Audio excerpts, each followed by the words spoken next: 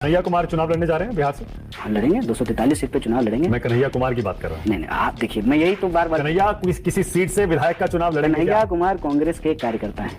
कांग्रेस जो करती है हम उसमें शामिल हैं। सही करती है उसका क्रेडिट हमारा, गलत करती है उसका डिस्क्रेडिट हमारा। हम उससे भाग नहीं सकते। कांग्रेस पार्टी 243 सीट पे चुनाव लड़ेगी और जो 243 उम्मीदवार होंगे, चाहे वो कन्हैया कुमार हो, आपको कहा कन्हैया आपको इस सीट से लड़ना है, लड़ेंगे। बेगूसराय के हैं आप, आज तक आप बेगूसराय की इस सीट से आपको चुनाव लड़ना है। चुनाव लड़ने के लिए कहेगी चुनाव लड़ेंगे, कहेगी कि जो है पार्टी ऑफिस में खड़ा होकर के जो है गेट बंद करो खोलो, वो काम करेंगे। जय श्री राम दोस्तों, आज का डिबेट शो कन्हैया कुमार के बीच में होने वाला है। वैसे तो ये बैंड बाजे की तरह हमेशा इसकी बजती रहती है, लेकिन फिर भी अपना थोपड़ा लेकर डिबेट शो में आ ही जाता है। एंकर मानव गुप्ता ने इसकी जमकर धुलाई करी, फिर भी यह जैसा का तैसा बना रहता है डिबेट शो में। वैसे तो इसने जेएनयू तक की पढ़ाई कर रखी है, लेकिन यह जाहिल अनपढ़ गंवार जैसी बातें करता है। कभी यह भारत तेरे टुकड़े होंगे हजार देश विरोधी गान गाता था, लेकिन आज ये पता नहीं कहां से रामचरितमानस की चौपाइयां भी गाने लगा। इसका तो मतलब यही है, जहां से फायदा हो वहीं जाओ, चाहे कुछ भी हो। तो यदि आप चैनल पर नए हैं तो प्लीज चैनल को सब्सक्राइब करें। चलिए देना करते हुए वीडियो की शुरुआत करते हैं। अभी मजा आएगा ना भिड़ो। तो चलिए शुरू करते हैं। कन्हैया कुमार सीएम बनेंगे? नहीं। कभी तो बनेंगे। बिहार, दिल्ली, दो जगह आप राजनीति करते हैं अपनी। वैसे तो पूरे देश में घूमते हैं, स्टार प्रचारक कांग्रेस के। देखिए, बनना तो मुझे प्रोफेसर था। जब हम प्रोफेसर नहीं बन पाए तो आगे क्या बनेंगे हम कैसे अभी तय कर दें। यही से शुरू करता हूं कि अभी पटना में जो विरोध प्रदर्शन हो रहा था, वहां रथ यात्रा पर क्या हुआ था? क्यों आपको और पप्पू यादव को चढ़ने नहीं दिया? अव्वल तो रथ यात्रा नहीं थी, वो पूरे महागठबंधन का पूरे बिहार में बंदी थी और उस दिन अलग अलग जगह पे अलग अलग जिलों में, पटना में भी लोग सड़कों पर उतरे थे। तो इसको रथ यात्रा का नाम ना दिया जाए, क्योंकि रथी था इसलिए, क्योंकि तुलसीदास जी ने लिखा है रामचरितमानस में, रावण रथी विरथी रघुबीरा। आजकल रावण रथ पर सवार हैं और भगवान प्रभु श्री राम जो है वो पैदल चल रहे हैं। एकदम इन्होंने वक्त बदल दिया, जज्बात बदल दिए, जिंदगी बदल दी।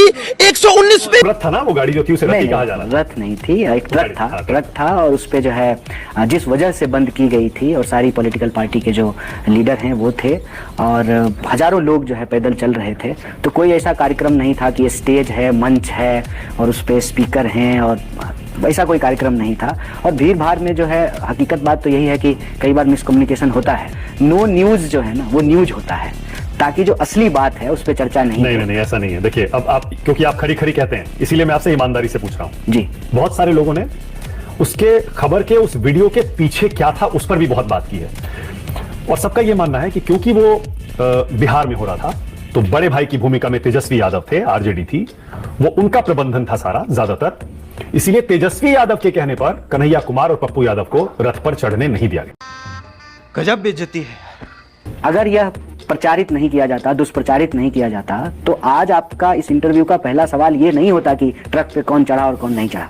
आपका सवाल क्या होता कि बंदी किस मुद्दे पे थी, कौन कौन पॉलिटिकल पार्टी इसमें शामिल हुई, बंदी कितना सफल था। वो तो मैंने डेली कवर किया है, डिबेट में भी किया, चैनल पे भी किया, सोशल मीडिया पे भी। ट्रक पे चढ़ना उतरना मुद्दा है कि बंदी जिस मुद्दे पे थी वो सबसे बड़ा, वो तो कवर हो चुका। SIR सबसे बड़ा मुद्दा है। SIR भी खूब डेली कवर, डेली कवर मुद्दा कहता हूँ ना। ये जो मसाला TRP ठीक है, बिना बात का जो है बात, ये कयास, ये जो है उम्मीद, ये सब TRP का। देखिए, अब मैं इसको दूसरी तरह से पूछता हूँ जी। बहुत सारे लोग ये कहते हैं और विश्लेषक ये कहते हैं, जो पॉलिटिकल पंडित हैं, बड़े पत्रकार हैं और बिहार पर जमीन में काम भी करते हैं, वो ये कहते हैं कि तेजस्वी यादव कन्हैया कुमार को आगे बढ़ाना नहीं चाहते, आगे बढ़ते देखना नहीं चाहते, इसीलिए वो उनको अपने साथ नहीं लाना चाहते, इनके साथ दिखना नहीं चाहते, इसीलिए कन्हैया कुमार को बिहार से टिकट भी नहीं मिल पाया था। बड़े खतरनाक लोग हैं क्या?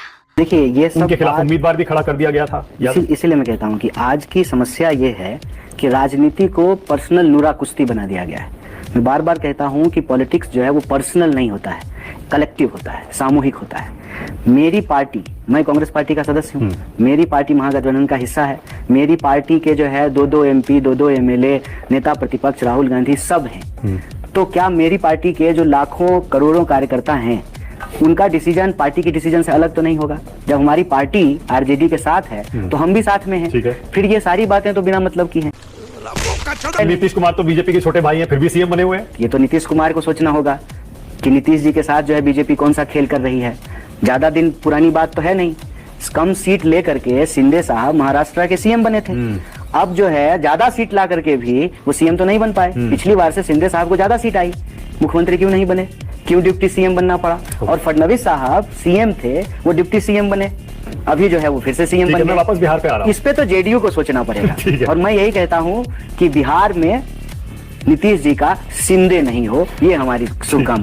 अच्छा, हमको सिखा रिया है। हर चुनाव की बात करें, बहुत सारे लोग कह रहे हैं बीजेपी और आरजेडी के बीच की ये टक्कर हो गई है। नीतीश कुमार जूनियर पार्टनर है, उन पर भी इस बार ज्यादा फोकस नहीं रहेगा। कांग्रेस भी जूनियर पार्टनर है, उस पर भी ज्यादा फोकस नहीं रहेगा। ये मुकाबला मोदी और तेजस्वी, बीजेपी और आरजेडी का है। आपका क्या मानना है? नहीं, मोदी जी से मुकाबला तो होने का सवाल ही नहीं है। मोदी जी से मुकाबला कैसे होगा? मोदी जी थोड़ी मुख्यमंत्री हैं, मतलब मुखिया का चुनाव भी मोदी जी ही लड़ेंगे, एमएलए का चुनाव भी मोदी जी ही लड़ेंगे, मोदी जी चेहरा होते हैं, सांसद का चुनाव भी मोदी जी ही बीजेपी लड़ेंगे। का चेहरा सब जगह मोदी जी ही होते हैं, तो उन्हीं के नाम पर वोट मांगते हैं, उन्हीं के नाम पर वोट मिलता है। नीतीश जहां जिस गठबंधन में होते हैं वही जीतता है कि नहीं? ये तो आप मानते हैं? बिहार में अब तक जितने चुनाव हुए आप देख लीजिए 2005 के बाद। फिर आपको मालूम है नीतीश जी कितना चुनाव हारे हैं? ये भी जरा पता कर लीजिए नीतीश जी कितना चुनाव हारे हैं। 2005 से पहले 2005 में भी जो है उनको 2 बार चुनाव हुआ था, अगर आपको याद हो तो। वो जो है किंग मेकर की भूमिका में रामविलास पासवान जी घूम रहे थे, कहते थे सरकार की चाबी हमारे पास है। फिर उसके बाद 2010, 2015, 2020। हाँ बिल्कुल, नीतीश जी एक चेहरा हैं और नीतीश जी के चेहरे के नाम पे बीजेपी वोट मांग रही है, और जब चुनाव हो जाएगा, बीजेपी जब वोट ले लेगी, तब नीतीश जी को निपटा देगी। अबे शक्ल तेरी बवासीर जैसी बातें तो अच्छी किया कर। का चुनाव है सर। हाँ। मुझे इस बात को बोलने में कोई गुरेज नहीं है। हाँ। बिहार के लोगों की राजनीतिक समझ के बारे में जो है पूरे देश के लोग लोहा मानते हैं, तो बिहार के लोग क्या फैसला लेंगे कुछ नहीं पता, ये अभी कोई डिसाइड कर दे, ये कहना मुश्किल। पर लोकसभा चुनाव में तो देखा आपने 40 में से 31 सीट आई एनडीए को इस बार। लोकसभा चुनाव में 2014 में भी उनको 39 सीट आई थी, लेकिन 2015 में चुनाव हार गए। हाँ। लोकसभा चुनाव और विधानसभा चुनाव अलग अलग होते हैं। नीतीश जी उस तरफ थे ना, इसलिए हार गए थे।